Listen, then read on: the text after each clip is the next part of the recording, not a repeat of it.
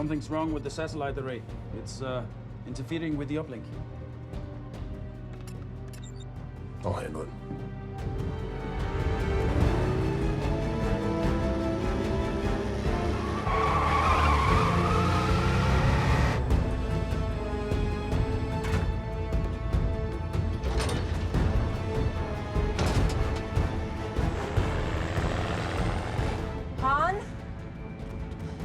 Grab the wheel.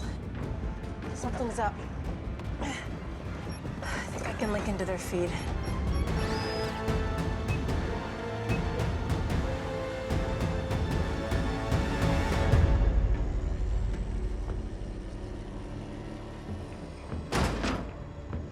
Something you want to tell me, Otto?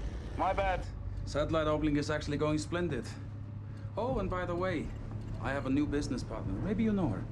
Guess who's out of the box, Jacob? But I did try to warn you. You were never my competition. Otto, there's something you should know. Yeah, go on, lay it on me, dude. You're a spoiled rich prick, and I'm gonna kill you. Oh, man, I am so sorry no one told you, huh? Spoiled, rich pricks run the world.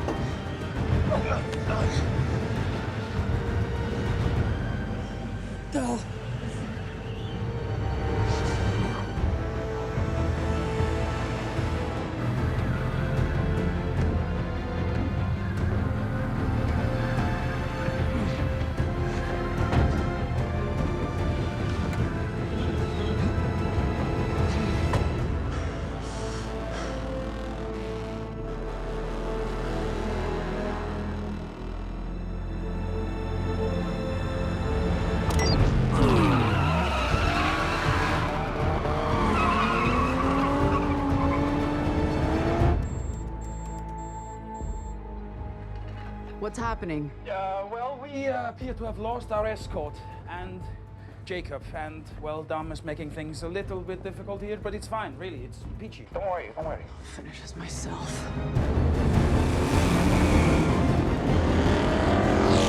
All right, let's see what that beast is made of.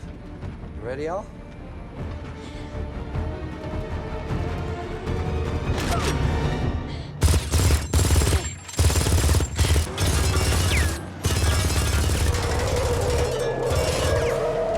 Crank it. If we can't break through, we stop it.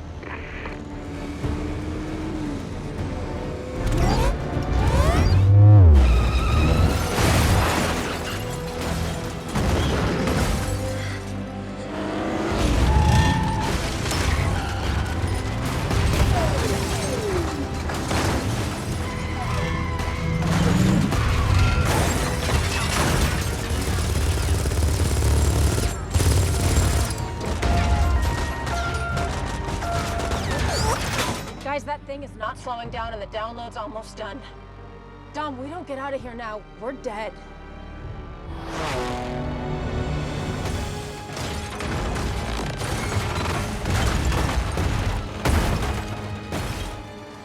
Letty, drop back and line up with the front tires. What? If we can't slow it and we can't punch through, we flip it and we hit the underside. God damn it! Why do I have to say this? Flatten these clowns!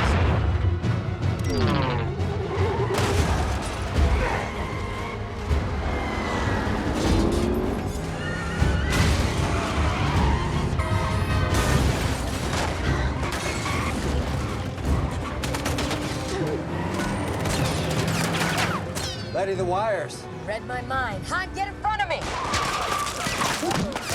Dom, I can't get to you! But I can.